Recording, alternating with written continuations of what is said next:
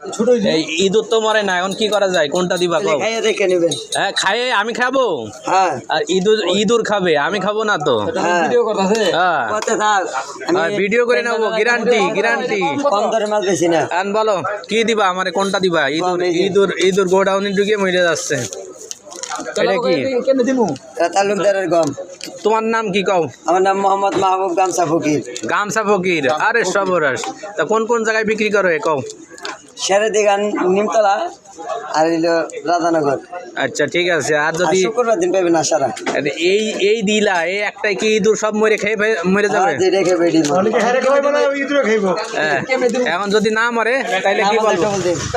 Double না মরলে double. হ্যাঁ টাকাও লাগবে না।